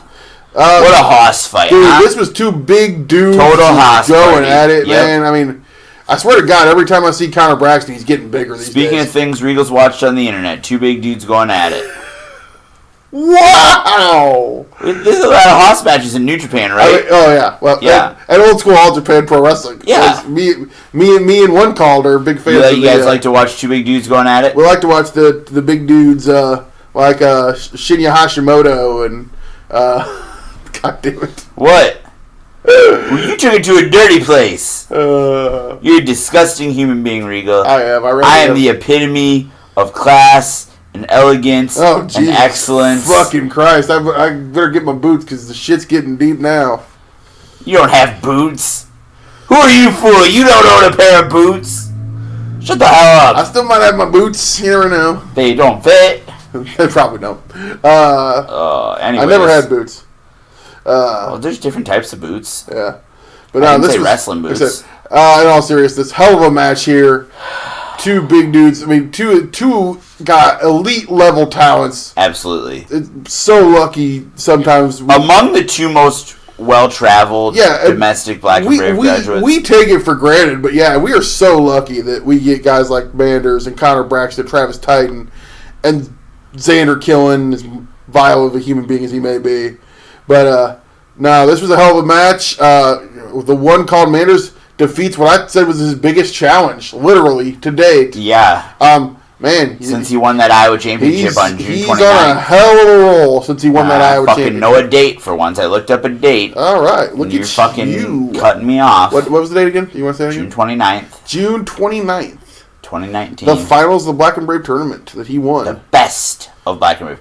And I think I also brought this up on commentary. It was the two winners of the first and second Best of Black and Brave tournament. So is one called Manders officially now the best of Black and Brave? I'm not gonna say that because Connor Braxton is a very angry young man. Yes. And if he hears that, he doesn't listen to this podcast. But somebody else stooge it off. Somebody will stooge it off to him, and then he'll come yell at me. Yeah, Regal said Connor Braxton kind of sucks. Definitely did not say that. Kid said he can't buy a win. Definitely didn't say that. But after that, it was the main event, Alex. Yes. The main event. Oh, we should. Well, first off, we should mention we did skip over. There was a earlier in the night. Yeah. Dion Roosman. Yep. And Joesa came out to the ring to address the crowd. Mm-hmm. Robin Steele, unfortunately, not in attendance, and they tried to cancel the main event. Yeah. Saying that since Robin Steele was not there would not be an SCW Tag Team title match. But Merrick Brave told Dion and Joesa that since Infamy has 3 members, and since Joesa did not have a match that night, that he was going to sanction Joesa as the substitute tag team partner, essentially Freebird. Freebird, as we like to say. I'm as free as a bird. And he demanded that Infamy would defend the tag team championships against Thumb and Finger in the main event. And then right before the main event, we got a video where Finger and Thumb were pretty confident. They were ready. And then, but Thumb asked JP to not use the figure 4 leg lock. To not try to go for it. Because, just let it go. But Finger said, nope. I learned, I remember a few said, I got Ric Flair to teach me.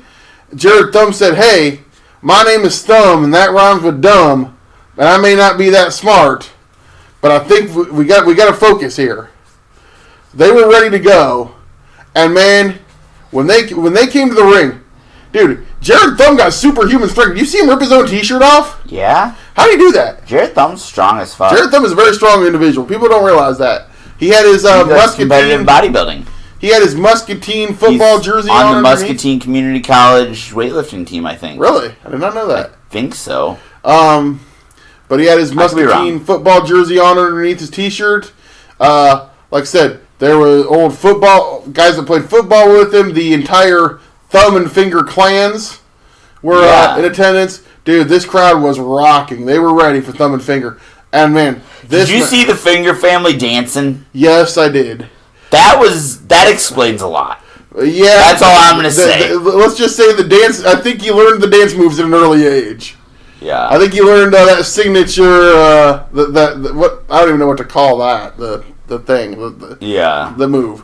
I think he learned that at an early age, but yeah, once I met the Finger family, and it told me a lot.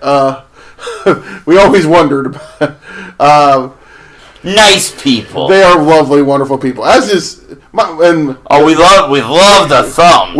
Everybody knows we're everybody's big fans of the Thumb family. You should hear what Regal says about Thumb's mother when there's not a microphone around. nothing that you guys don't say on Booth Brawls and Brave. You guys say way worse on I'm other show. I'm teasing. No, Alan. Everybody knows I'm a huge fan of Papa Thumb. So Yep. no, they were this crowd was rocking. They were ready. I love how like young indie wrestlers' dads become like Twitter personalities now. That's such a weird concept. Billy Starks' dad. Well, he was in. I'm talking about like Papa Kenway. Oh, Papa Kenway. Stunt. Papa Stunt. Yeah. Yeah. Everybody loves Papa Kenway. Yeah. But Papa Thumb. we need to find out where. Can we get Danhausen's parents on Twitter? Jesus Christ. Momhausen and Dadhausen. Momhausen and Dadhausen.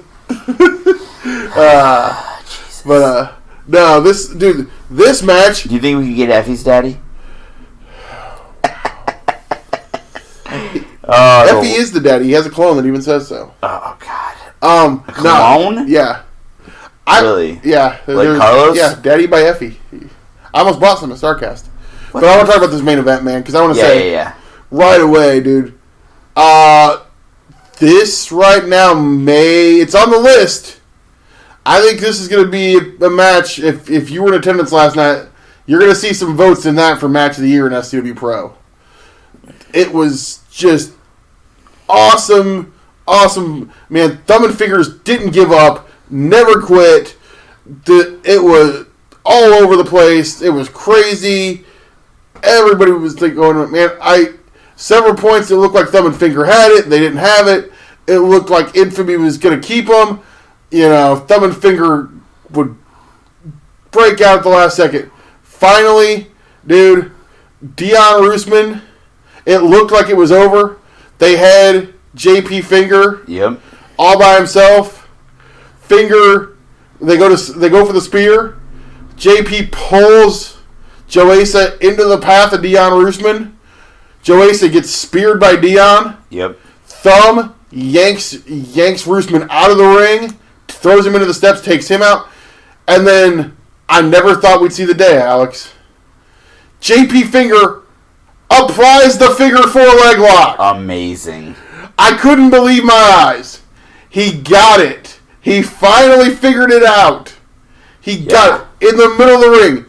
And there was no choice for JP, or for Joyce, to tap out. And we have new SCW Tag Team Champions. The Muscatine Boxing Club, I heard they're buying a new roof. They're buying a new roof today.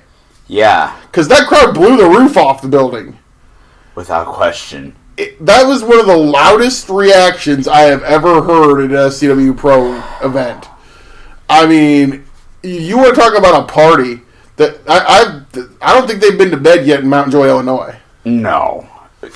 Why the fuck, New Boston? New Boston. Jesus. Not Mountain Joy. Christ. Mountain Joy's not even in Illinois. It's in Iowa. Oh my God. New Boston. Inaccurate. Oh, what about old Pennsylvania? Shut the fuck up. The next request. That was Muscatine Meltdown. The kickoff of the Fall Facebuster Tour. Fall Face? Did you come up with that? No, Twitter did. I wanted to call it Autumn Anguish. You like that? You like that better, don't you? They're both good. You like Autumn Anguish better? Yes, I do. Thank you. Anyways. Well, we got more requests? Yeah. Okay, what But I want to talk about Fall Facebuster. Oh, what we got? Well, this Saturday night. We've talked about that. We're going to Walcott. Yeah. 116 East Bryant Street for Wicked Ways. Do we have any matches announced? I tried to hit up the powers that be, and unfortunately they must be watching some football. They did not get back to me. Alright, well, the SCW Championship Committee... Check out, I know that there'll probably be some match announcements tomorrow night. Tonight. Or last night. By the time this drops, they'll be up. Yeah, last night by the time this drops. Yeah. Anyways... We're recording on Sunday night. So. We recorded on Sunday. Then, a week from Saturday... We return to my hometown, the greatest city on earth, Dubuque, Iowa, for the Harvest 3, featuring the return of Reign Victoria. I think I'm going to be smart this time. That'd be a first. We pull into town. Yeah. Just drop me off at Monk's. Yeah. I'll walk back later. Wow.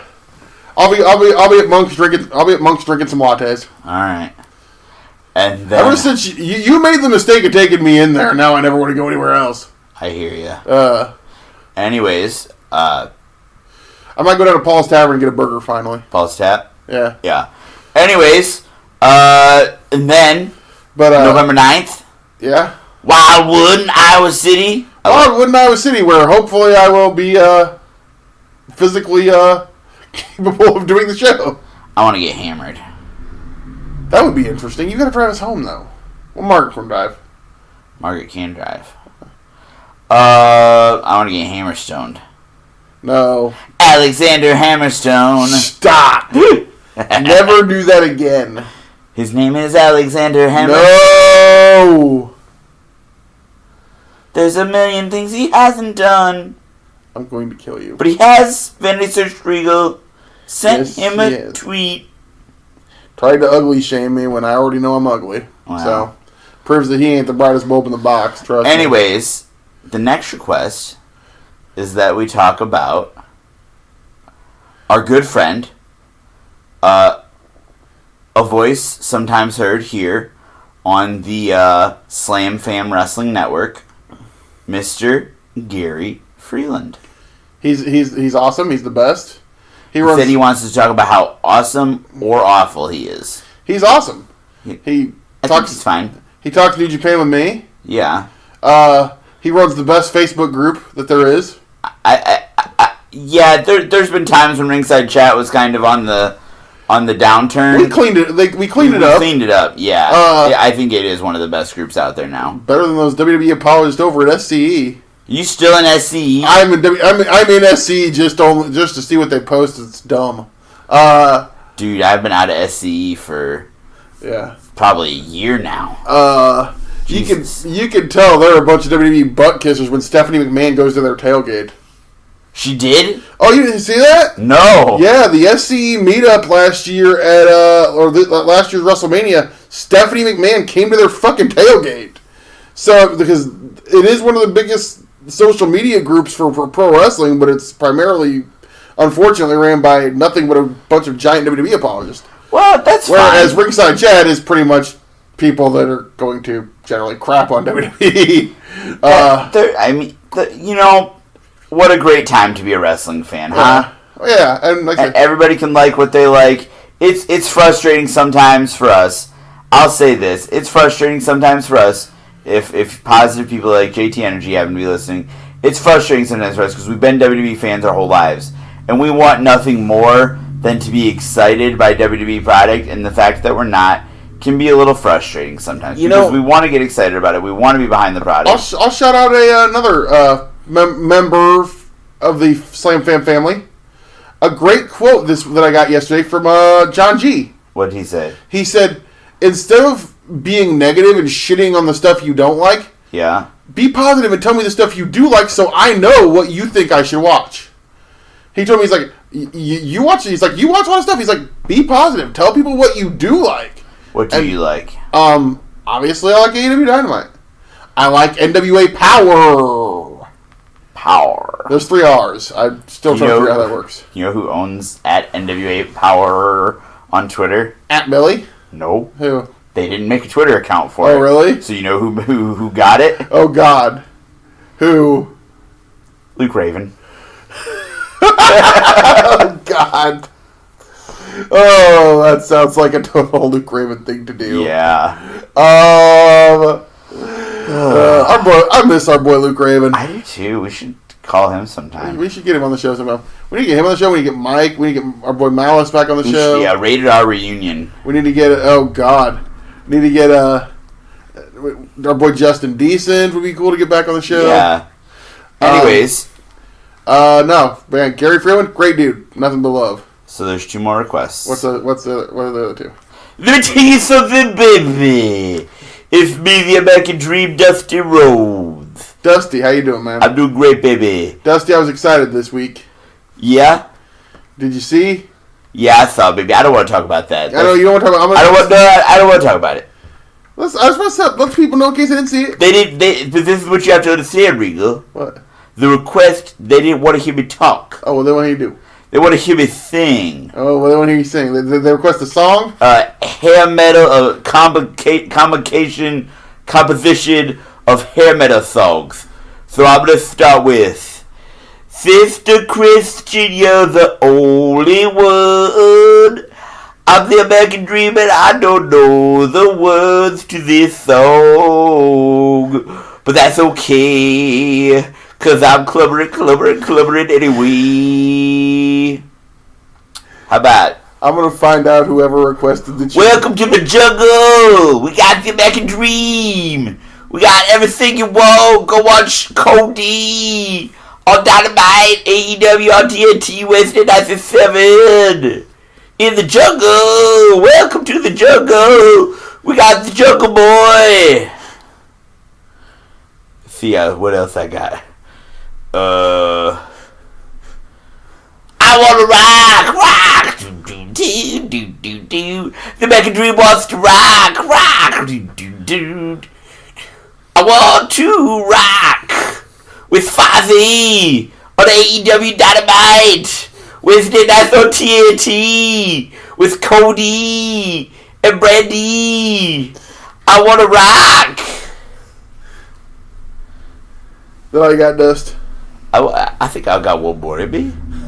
Don't you think? What else you got? Am I doing well? What else you got, Dusty? I'm looking. Oh, sweet child of mine. Cody, the sweet child of mine. Dustin, the sweet child of mine. You can watch them every Wednesday night on TNT, AEW Dynamite. That's it. Hey, Dustin. I'll come back in a little bit. What? Who requested that? I'll tell you later. I'll tell you off the air. I'll come back in a couple minutes to do the plugs. All right. So there's one more request, Regal. What else is there? Because if that wasn't the last thing, well, I can't imagine what else you got. There's one more. What is it? You don't believe me that there's one more? What's the one more request? There is one more. There is one more. What is it? You want to know what it is? Yes! Yes? Yes! Oh, yes! It is I, Palmer! And I was requested on this podcast to let you know that next week on Off the Chest of Timothy Regal, it's gonna be spooky! What do you say, Regal? Do you want to watch some spooky matches next week for the Halloween episode? Some spooky matches and some spooky promos, some of which perhaps featuring my Undertaker! You want to do it, Regal? Absolutely. Alright, next week, you heard it here first. The entire episode of Off the Chest of Timothy Regal will feature Timothy Regal and me, Paul Miller. No, not you. You're not allowed.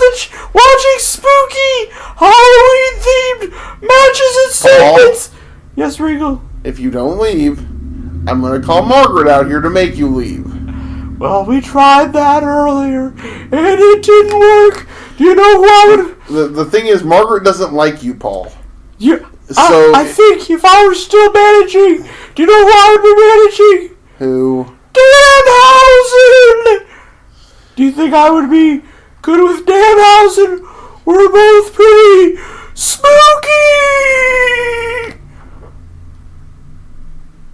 Oh, yes!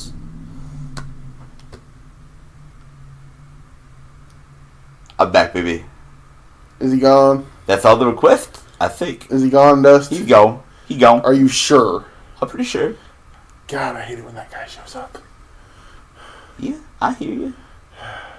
All right, Dust. Plug us on out of here. All right, baby. This we did a lot this week. 2-hour episode. We're long. 2-hour episode.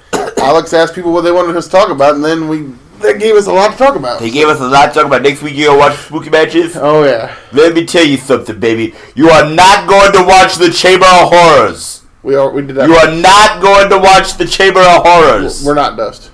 You better not, because I'll come in here and kick your ass. We did that last year. What? We watched it last year. I'll kill you. Margaret watched. Margaret hadn't seen it. Well, whatever. Good. She loved it. She did. Whatever. Anyways, follow Timothy Regal at Off the Chest follow him at FCW Regal 444. Follow the podcast at Off the Chest TR. Follow the only Twitter account that matters, Alex McCuffey at One Real Smart Alex. And we'll be back next week with some podcasts and some bullshit.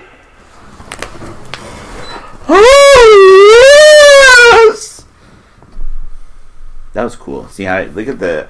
I love watching the like ebbs and flows of the fucking. You know what I mean? What an episode. You want to just go for like 6 more minutes just to hit the 2-hour mark? No. Come on, Regal. No, we're done. It's like who's that old guy? Who's that old guy that used to have telethons? Jerry Lee Lewis. We can be like Jerry Lee Lewis. Is Jerry Lee Lewis the one that did the telethons, or is he the one that did his cousin? What? No, that's Huey Lewis. Wasn't it? Who's the one that married his 14-year-old cousin? That was Jerry Lee Lewis. Yeah. Jerry Lewis was an actor that did a telethon. Okay. God damn it. Bye.